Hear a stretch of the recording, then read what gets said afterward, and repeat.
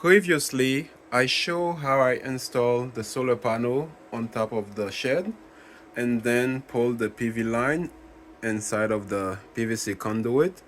This is where the PVC conduit enter into the basement. I also had to work on the wall before I could continue the solar project. This is what it used to look like. Some part of it would just crumble and fell off, so I took all of those out. And this is what the end section look like. Inside of the PVC conduit, I have two sets of 10 gauge THWN because I have two sets of solar array on top of the shed. And it makes its way into this electrical box. And then I transition to liquid tight. This liquid tie have a 6 gauge grounding wire going straight to the main electrical panel box, and the liquid tie that's going down go to a second disconnect switch just in case I have to work in the inverter. I don't have to go all the way outside. From there, one set of PV wire go to the first inverter, and the second set go down and up to the second inverter. Those two inverters have to work with each other to create 240 volt. They do not make 240 by themselves, and they have a communication wire going between the two of them. That's how they communicate to make the 240 volt. In the near future, I will be taking out those two inverters and replacing it with the new EG4 12000 XP because those two inverters combined can only put out 10 kilowatt, and the new EG4 12000 XP can output 12,000 kilowatt, and later get a second one that will output a total of 24 kilowatt. And the wiring for both inverter are identical. This is where the PV wire goes in. Again, the 10 gauge THWN wire, and this is the output wire that go to the sub panel. I believe those are 8 gauge wire. It's the same thing on the other side. They both come down and go behind the cement board, and they go to the 60 amp breaker, and then from there I have three 30 amp breaker. Each of them are for those three transfer switch. I bought all those three transfer switch from Facebook Marketplace. I believe I pay $400 for all of them. For the 30 amp breaker, I'm using 10 gauge for one of the transfer switch, and I had a spare 8 gauge wire I use for the rest of the transfer switch. The setup does look a little more complex, but it does give me a lot of flexibility. For example, I can switch certain switch to only solar and certain switch to only grid. But for the past couple months, I've been running the whole house strictly on solar, except for one day in September, I had to switch the dryer to grid. We had a whole week that was really cloudy. I believe the battery was down to 15 to 20%. I didn't want to drain all the battery just in case we had a power outage, so that's why I had to do that. The entire house is wired using those three transfer switch. The dryer is electric, the stove is natural gas, but we have two electric cooktop we use to supplement to offset the gas bill. And also the hot water heater is gas, and the heating for the house also use natural gas. Everything else in the house is on electric.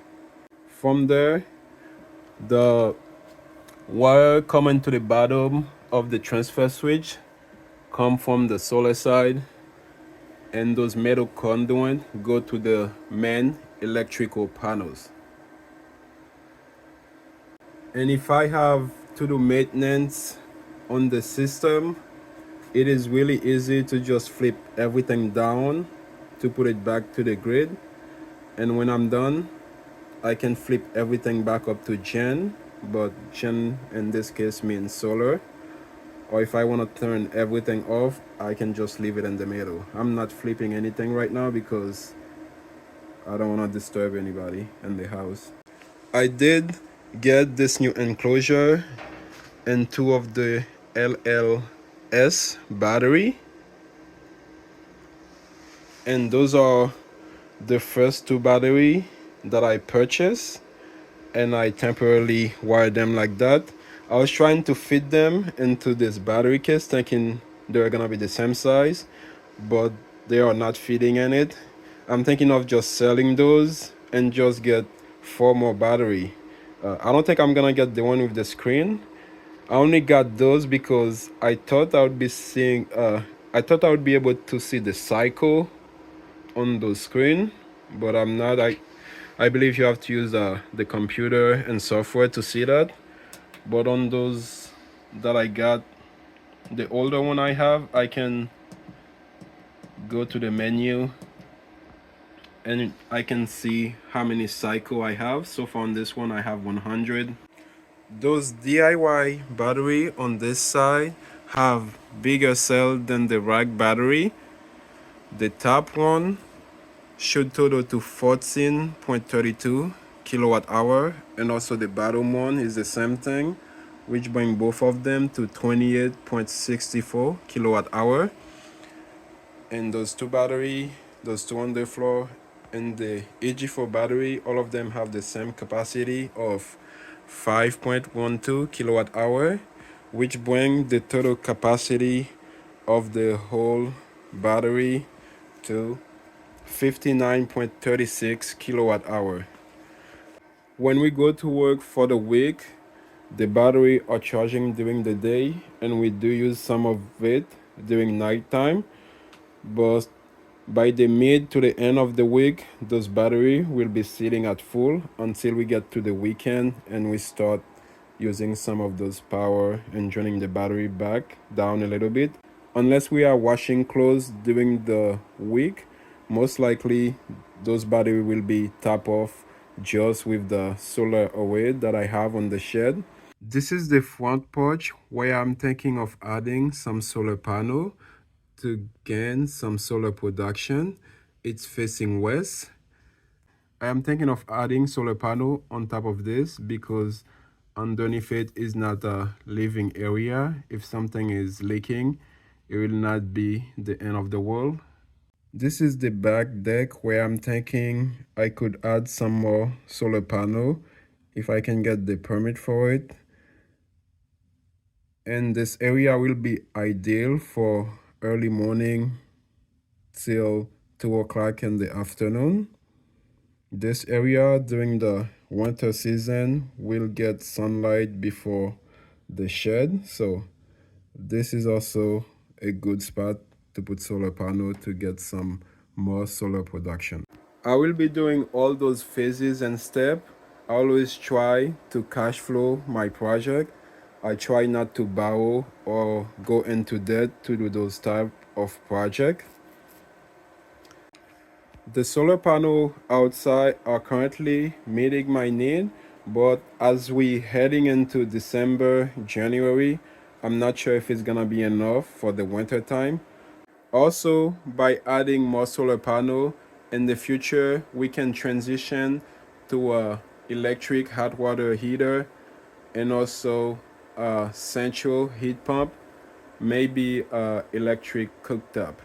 That's why we have planned to add more solar panel to this off-grid solar system, and we will most likely add some more battery storage to that.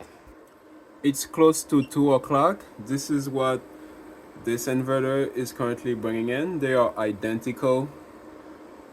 It's bringing in 1600 watt, and so far we got 7.3 kilowatt hour. This is an ongoing project. That's why everything doesn't look quite finished. Thank you very much for coming to my channel. Have a good one.